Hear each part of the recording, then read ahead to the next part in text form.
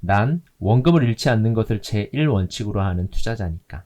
그래서 사람들의 관심이 멀어진 비교적 외진 곳을 찾고 싶었어. 대중의 관심이 없다는 것은 그만큼 가격에서의 매력이 있을 수도 있으니까. 어떤 너? 살짝 입질 오나? 내 이야기 본격적으로 들을 준비 됐나? 중간에 끊고 나가버리면 니 절대 안 된대. 알았지? 시작한디?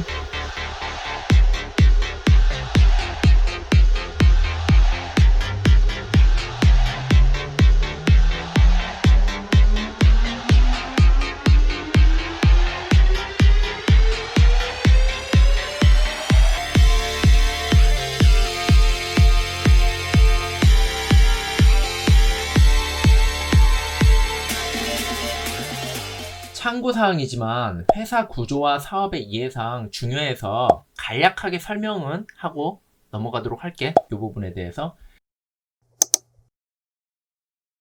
신세계푸드를 제조 그리고 매입 유통 쪽 매출을 조금 더 설명하면 일단 대표이사가 제조 서비스와 매입 유통으로 나눠져 있어. 그리고 첫 번째, 단체 급식 회사로 인력과 식자재를 조달하여 조리 과정을 거쳐 구내식당 이용자에게 식사를 제공하는 형태. 두 번째, 브랜드 사업장, 그러니까 올반, 데블스토어, 보노보노, 자니로켓 뭐 이런 애들을 통한 외식 사업과 푸드홀을 통한 여러 가지 음식을 제공하는 푸드코트 형태의 레스토랑을 운영하는 형태. 요 첫 번째, 두 번째를 제조 서비스 사업 부분이라고 해. 요게 매출 비중이 약 46% 정도 된단 말이지. 그리고 세 번째, 대형마트 등 할인점에 납품하고 있는 과일류 및 수산물 등을 포함하고 있고, 이천공장, 오산공장, 음성공장에서 생산되는 HMR 제품 및 양념육 등의 제품을 할인점 및 일반 식품 거래처에 납품하는 형태도 있어. 요거는 매입 유통 사업 부분이야. 결국 요 부분은 매출 비중이 약 52%야. 결국 신세계푸드라는 회사를 보면은 밑에 뭐 스무디킹도 있고 여러 회사, 이제 자회사들이 붙어 있긴 한데 제일 중요한 거는 방금 얘기한 요 친구들 제조하고 매입 유통 쪽이 매출의 거의 대부분을 차지하고 있단 말인 거지. 그래갖고 요 부분에 현재는 요 부분의 매출과 이익에 따라서 기업 이익이 굉장히 쉽게 변할 수 있다라는 거야. 물론 이 부분은 일반 경기 민감제처럼 가격이 막 가파르고 뭐 이런 부분은 없어. 하지만 중요한 거는 이런 뭐 코로나 사태 때 조금 타격을 심하게 받을 수 있는 그런 사업적 성향이 있다라는 거지. 어때? 이렇게 보니까 느낌 조금 오지?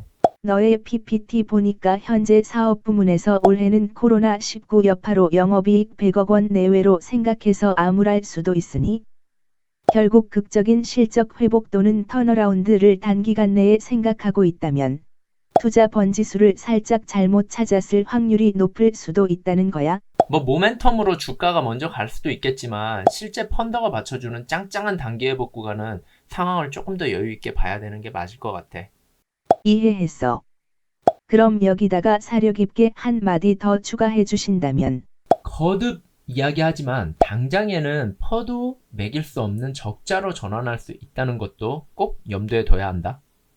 이런 추정과 부분적 단서만 가지고 자금을 바로 투입하면 안 되는 것은 꼭 기억하고 확인해야 될 사항이야. 어찌되었든 그래서 신세계푸드의 1차적인 성장 지표는 노브랜드 햄버거 가맹점 출점수로 봐도 무방할 듯 보인다라는 거지. 왜 그렇지?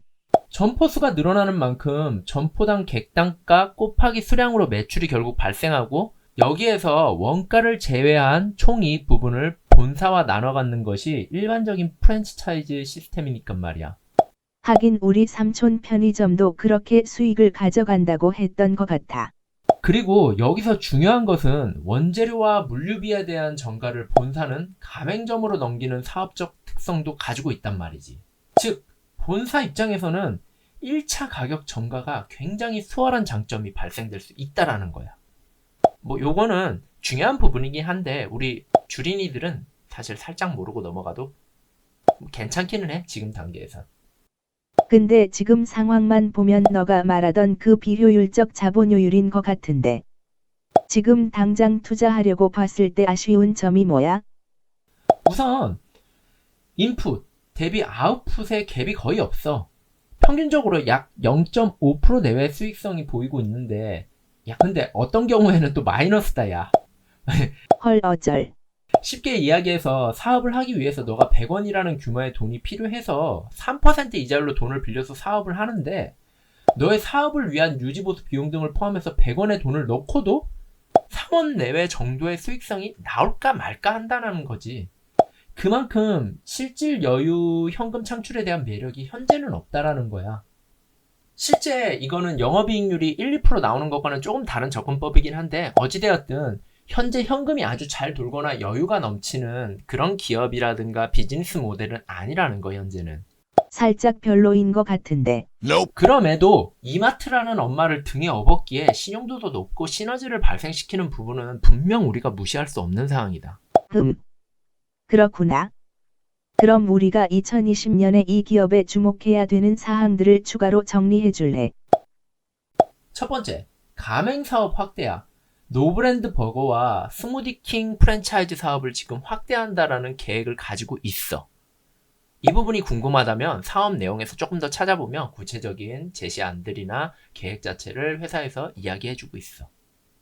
두 번째, 식품 제조 사업 부분의 외부 판매 부분이야. 난 이 부분도 중요한 부분이라고 생각을 해. 그룹사의 PB 제품인 피코크, 노브랜드 등을 공급했는데 2020년부터는 이 피코크 제품을 외부에도 판매하기로 했다라는 거야. 기존에는 외부 채널에 올반 제품만을 한정적으로 판매했다는데 이 부분에 대해서 변화가 일어나는 거에 대한 의미가 있다라는 거지. 결국 매출처 확대가 일어난다라는 거잖아. 그치? 여기까지 간단히 신세계 푸드에 대해서 포인트를 찝어가지고 필요한 부분만 설명을 한번 해봤는데 어떻게 볼지는 이제 각자의 주관에 달린 것 같아.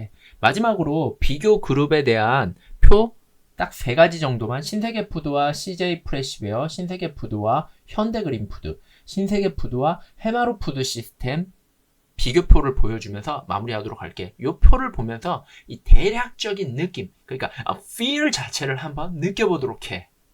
오케이? 사실은 이 외에도 투자를 위한 기업을 제대로 분석하려면 살펴볼 것들이 너무너무나 많지만 이미 이것만으로도 너무 길어진 듯해서 추가로 더 이야기하면 끝이 없을 듯해. 그러니 오늘은 여기까지만 할게. 다음에 또 봐.